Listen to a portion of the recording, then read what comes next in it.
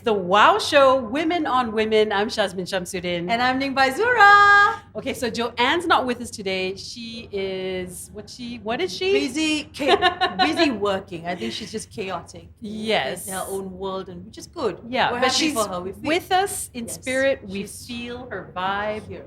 And in her place, we have someone who manages chaos in midlife very yes. easily. We have with us Tracy Minnoch-Nuku, who has a backstory with Ning, right? Yes. You guys have I some think history. I'm going to tell the story. Welcome, Tracy. Yeah, Please tell thank them what you Welcome. Thanks, ladies. the I was story. kind of looking forward to meeting Joanne as BTS. well. But anyway, I'll take her place. So we have a little backstory. We know each other 10 years, maybe longer. Longer. So Ning and I was stalking you before that. You were stalking me?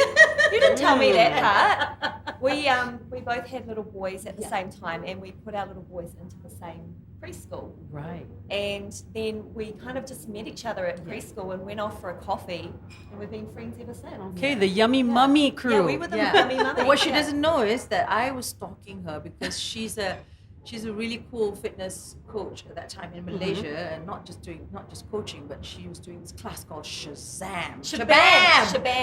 Yeah. Wow. So it's like It's like a dance dancing, workout. and then you're like running, like flying. And she made it look so cool and easy, right? Yeah, I don't know if I could do that. that. I don't know if I could do that anymore. Yeah, no. But Running, flying, no.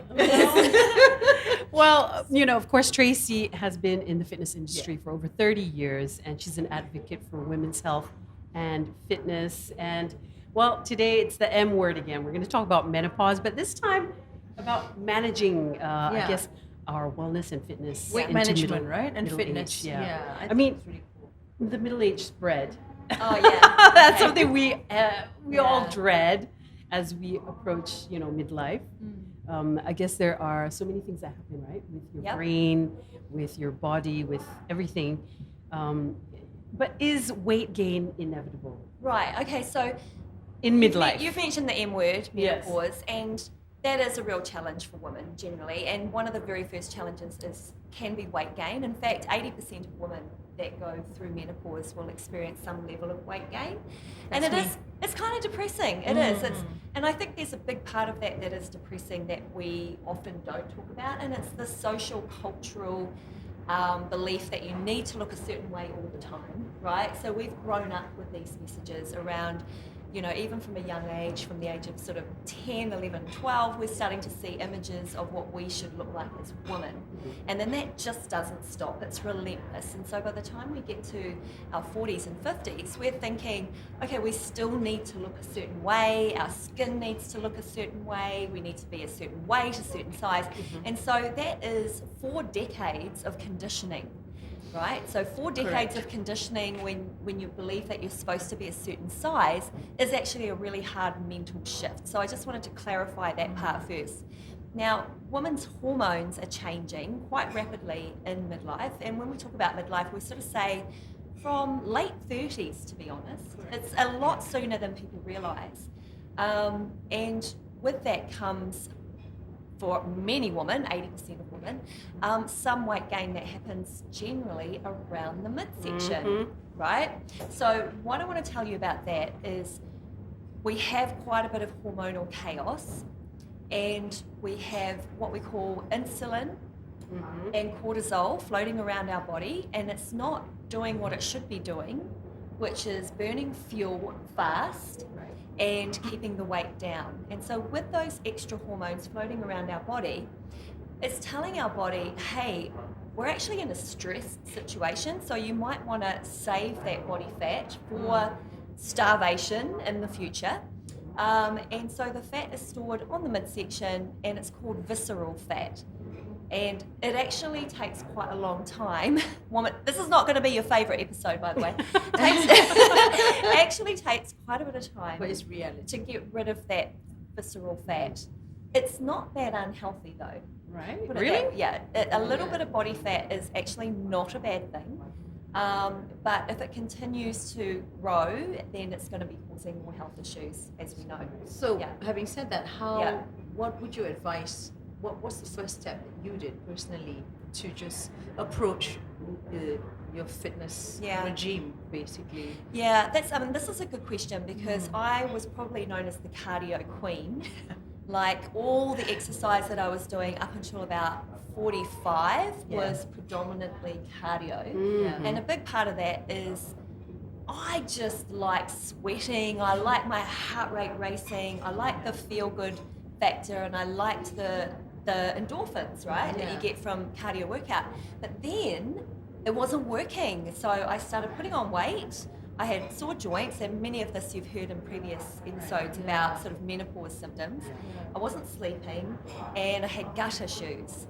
Gut. Gut. I heard gas issues. I have gas issues too. Gas and gut. They We all have They go that. together. Yes, they do go together. Gut and gas Yeah. people. Yes. And so I realised after doing quite a bit of study that all that cardio was putting my body into a more stressed response. Right. And I was also losing muscle. Now, when you lose muscle, and this is something that happens rapidly in midlife, you are losing your body's ability to burn fuel efficiently. But also, listen to this, muscle is the gold standard of longevity.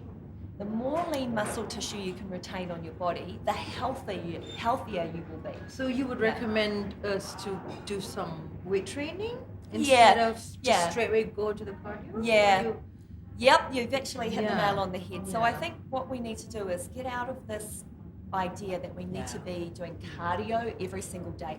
People People slow burn is really Yes, people Yeah. associate cardiovascular training with calorie burn, Yeah. right? Yeah.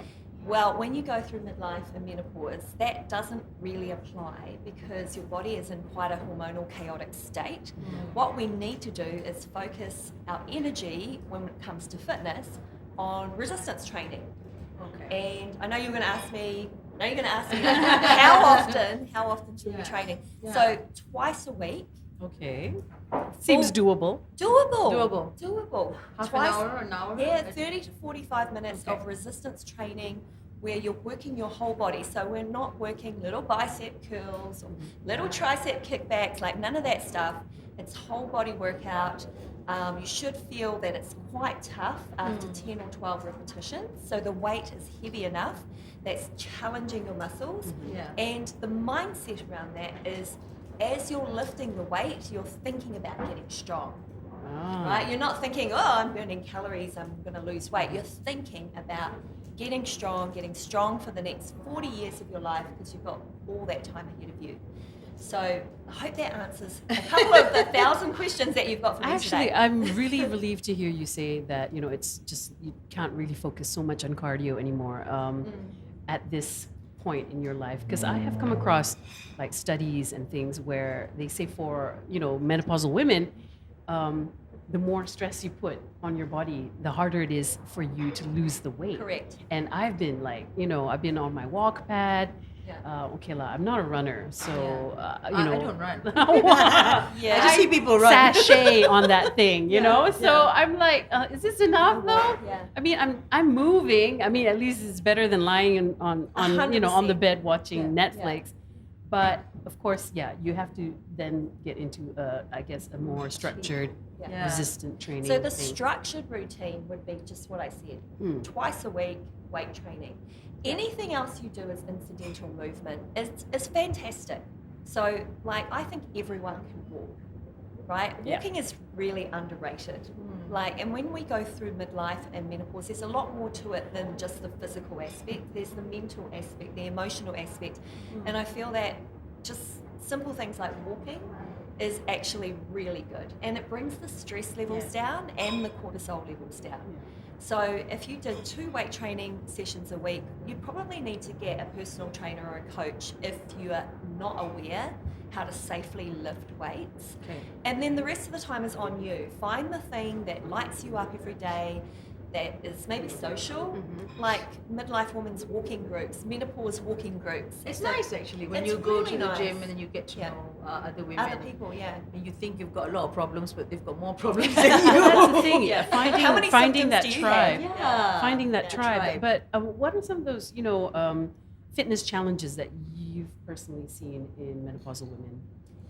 Yeah, okay. For me, it's joint pain. Yes, I was going to say joint pain. was back pain. Yeah, joint pain is a big one because estrogen lowers, and it means that recovery and lubrication of the joints is a lot more difficult. Muscular fatigue, I think for anyone that trains, you feel that some kind of muscular fatigue, but a woman in midlife and menopause will feel that more.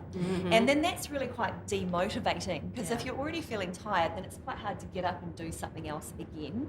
So it's about balancing, the intensity. Motivation is actually, I think that's demotivation. the key. Being demotivated. Like I will tell you a personal story. So I've been in fitness, over 30 years, right? When I went into perimenopause without knowing what it was for 4 years, the moment that I knew that I had to do something about it was when for 2 weeks I didn't do a workout. And in my head I was like, what is wrong with me? Why can I not go to the gym? I would put my clothes on, my gym workout gear, I'd have my bag, and then I would sit down and doom scroll on my phone for like 10 minutes. While I'm having my coffee, and then I talk to myself out of going, and this happened day after day after day for 2 weeks. I'll never forget it. I was so shocked that after years of loving this type of activity, and then for 2 weeks I couldn't do it. So I actually thought that sounds like a menopause symptom, and it was. So demotivation, that just not wanting to do it. Yeah. So I wanted to let women know it truly is a little glitch, and you've got to put some oil on it. You've got to change things up a little bit. That's true. Or change your mindset. Instead of doing the workout because you want to get the physical aesthetics of the workout, do it because it's good for your health, it's good for your future, it's good for your mindset, and it's good for your emotions. So that's the change. So Tracy, apart from motivation, right, which we all need, not just from our inner head, but everywhere else, the point is, how does someone experiencing this challenges kind of go back into telling themselves, I got to get back on track, on the fitness track? Yeah, I think that comes down to goal setting. I think we probably heard that before, but this is a real challenge during this stage of life because the goals will be different. Okay, so leading up to sort of our mid-40s, a lot of the goals has been around, I want to be a size 0, I want to fit into this period. Reality goals. You have to be realistic. It ain't happening 0 now. I want to look the way I did from my birthday photo from when I was 21. Like those have been goals that are probably unrealistic at this stage of life. And so the mindset shift is, I have this bucket list of things that I want to do right up into my 80s and 90s. And how am I going to achieve that? I'm going to have to be strong, fit, and healthy. So changing the goals that are leaning towards muscular strength, being mobile, having flexibility, having agility, being able to move fairly quickly, and having good core strength to protect you from injuries. Because you know that when a woman goes through midlife and menopause, her bone density decreases, right? And she becomes more susceptible to injuries. So a lot of those changes of goals should be around those things. They're not sexy. They're not sexy goals. They're not like, suddenly 2 weeks later, now I'm looking like I did at 21.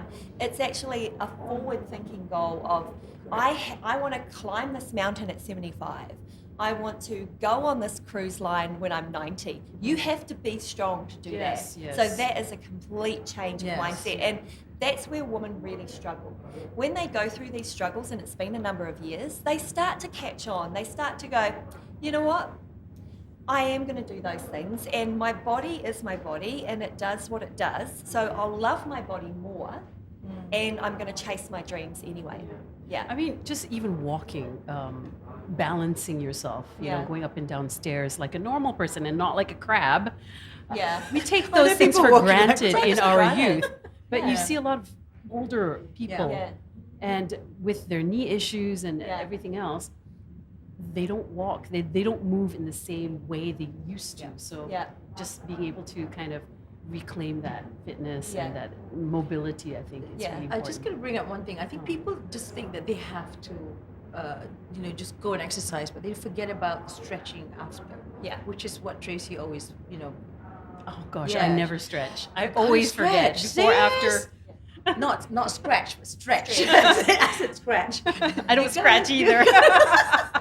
Yep. Stretch. You absolutely do. Yeah. If you think Yeah. about, I don't know if you've noticed, but when you're driving a car Yeah. and you have to look over your shoulder Yeah. and Oh yes. that tightness that happens, Ah. right? Yeah, so that starts to kick in about in Mm. our 40s. And so having even those basic functional mobility Correct. stretches that help us move in everyday life, like you mentioned, going up and down the stairs, people take it for granted. Mm-hmm. Yeah, you only have to hurt your knee one time and Yeah. go, okay, this is real. I need to work on this. I need to work on my strength in my joints, and I need to work on my core because that's going to protect me. And I also need to have the mobility to move properly. Yeah. So it's like I said, it doesn't sound sexy, but it's so important. I Yeah. think that's basic. It's really Yeah. good for you to share Yeah. because a lot of women out there think that it's it's okay, it's all right. We don't want to do this, but we just want to go straight to the diet. Yes. Yeah, You which know? we're going to talk about that, right? Yeah. Which is crazy. All mean, these diets. I think as you're entering like midlife, right? Yeah. So everything you've done so far has worked, but now even when you watch what you eat, yeah. as you're entering midlife, you're thinking, "Oh my God, I'm eating the same I'm healthily." eating air. Yeah. But I'm not losing any weight. In fact, Yeah. I'm gaining. I mean, that's Yeah. such a normal kind of discussion. Kind of we have, frustrating right? too. Yeah. So Yeah. what would you advise Yeah, it's, for women? well, I just want to acknowledge that it is really difficult and very challenging for women, and it is very depressing. So on a day-to-day basis, I speak with women about this topic Yeah. all the time. Yeah. And I just want to let them know and remind them it's their hormones. It's not them doing anything wrong, Yeah. and it is a stage of life that happens, Right. and there is a way through it, Mm. but the way through it is through the exercise and through trying to be as nutrient dense, mindful as you possibly can. And what I mean by that is making sure that you have, healthy foods for every meal, a good level of protein, good fibre, 25 grams of fibre a day minimum, and actually most of us are getting less than half of that. So we need to be really mindful of having as much fruit and vegetables as you can. And yeah, I think that you just got to keep consistent with it. Eventually, the weight does start to come off. But when we talk about eventually, we're talking like, I don't know, 5-10 years. Eventually 5 years. Yeah, because you're going through menopause and Yeah. that's the time frame. So I do start to see women as they're coming out the other side of menopause, a little bit of the weight Oh, drops off. there's the other other side. side. There's a light. You've There's a been light behind behind like the- this forever. The M. Oh, wow. Yeah, well, you're Yeah. in post-menopause, when you've had 365 days without a period, you're in post-menopause, but that's like 40% of your life. So that's quite significant. Yeah. And that's about long-term health and longevity. Okay. Yeah. So, what is the recommended diet? I mean, you mentioned more protein, more fiber, Yeah. but everyone's going keto and doing intermittent fasting, even exploring carnivorism. Yeah. Or no just vegan, carbs, just right? carnivore. It's Yeah. just meat, basically. I mean, Yep. are these diets recommended for someone in midlife? I think anything that has calorie restriction can be extremely challenging. I think most people last on a diet for about 21 days and then they just lose it. If that. And binge Yeah. after that. Yeah. So that isn't very Yeah. helpful. Mhm. And you might get some weight gain. Most people will get some weight gain, but the weight gain is muscle as well. Yeah. Because the restriction in the calories mean it's not going to support the lean muscle tissue to stay on your body. So once you start losing muscle, you start losing a lot, including your health. So I said that muscle is the gold standard of longevity. You need it for cardiovascular health, you need it for brain health, you need it for joint control, for everything. And you need it for hormonal balance. So when you're cutting out on calories that make you lose muscle, you're actually setting yourself up for quite a negative situation long term. And I think that's what people don't realise. So let's talk about some of these diets. So let me start with intermittent fasting, because that's the one that I probably get asked the most, is should I be doing intermittent fasting? Now, if we understand the background history of intermittent fasting, it was for epileptic people, Yep. okay, to maintain insulin and blood sugar. And yet for some reason we seem to jump all over it. Intermittent basically is 12 hours, you say. Okay, so fasting please can be explain. anything from 12 to 16 hours, and Yeah. for some people it will be longer. And fasting also, depending on your culture, might be 24 hours, or for some people it'll be 48 hours. So fasting comes in different ways. But as a trending diet, the fasting modality is 16 hours of fasting and 8-hour window to eat. Now, that's where the problem lies, because women in midlife and menopause need to have between 1.2 and 1.8 grams of protein per kilogram of body weight. Okay, so you can't really get that in 8 hours of eating. Right. So you're setting yourself up to lose lean muscle tissue. So when you go into intermittent fasting and you're only eating for 8 hours and you're not eating for 16, you'll go, oh, I'm losing weight, I'm losing inches, but you're actually losing muscle. And here lies the problem. You're setting yourself up for a lifetime of ill health, really. So there's pros and cons, but if I was going to recommend any kind of fasting, it's kind of a lifestyle thing. So what if you stopped eating at 7 at night and your first meal was 7, 8 or 9 in the morning? That would be kind of normal, right? Yeah. Like, Yeah. and that gives your gut some recovery time as well. And I don't call that intermittent fasting. I call that healthy living. Okay. Yeah. Right. So That's if true. anyone's like all up in their head about how long they should be fasting for, look, if you want to do that and it's good for you and it's good to give your gut a break, then I would say the 12 to 14 hour window is something you can do, and it's sustainable. You can do Right. it for life. So that's my take on intermittent fasting. It's not a hard fast rule, but I would recommend try not to go longer than 14 hours. And how long can this intermittent fasting be going? I've been doing A it month? for decades. Oh, okay. Oh. Yeah, but I don't call it But that's intermittent that's a fasting. lifestyle. It's a This- lifestyle. this It's like, is a good yeah, lifestyle. it's good giving my advice. gut a break. Yeah. And plus, I'm not hungry until 8 or 9 in the morning, Correct. right? So, yeah. So when you talk about intermittent fasting, are Yeah. you eating normal things, or are you more on protein, more keto? Yeah, no, it's not keto because it's another diet in itself. So I front load protein, and what that means is the focus of the breakfast is a protein meal. Okay. So that'll be eggs, maybe some salmon. I mix it up with some Sourdough. maybe some sourdough, which is Salad. carbohydrates. Yeah. I'll have omega-3s, which is like avocado. And so the first meal of the day, we front load so we get a really good hit of protein first thing in the morning. Then I actually have to supplement because it's very difficult to get large amounts of protein, for the whole day. Yeah. So a supplement would be a protein shake, like mid-morning, about 11:30. Or a bar, right? Protein Or a bar, yeah. But I Yeah. like the bars later. And I actually have protein cookies. And they're just next level amazing, and that really helps with the sugar issues. When we're craving something at 3:00. So lunch is protein with salads or vegetables. Snacks is nuts and seeds, or protein bar or protein cookie, and then dinner is protein focused chicken, fish, or beef, and would have low GI carbohydrates, which is still carbohydrates, but it's more gentle on your body. So you're like brown rice, quinoa, sweet potato, pumpkin, a little bit of that, Right. and you'd have vegetables, either a stir fry or a salad.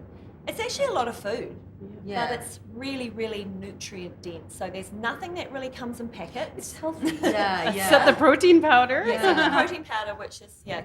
made for to It's be important used. to know what's in the protein shake itself, because a Yeah. lot of people out there think, oh, it's okay, I'm just taking protein shake, and it turns out there's a lot of sugar in it. Oh yeah. Carbs. You So have to look for read. under 5 grams of sugar Yeah. per serving, Okay. and look for the key branch chain amino acid is called leucine, which is really, really good for our bodies. It helps us maintain that lean muscle tissue. Great. Also look for a protein powder that maybe has 5 or less ingredients. Ah, okay. Don't So you're forget not that getting a 5 whole- or less Yep, ingredients. you're not getting a whole lot of stuff that doesn't need to be in there.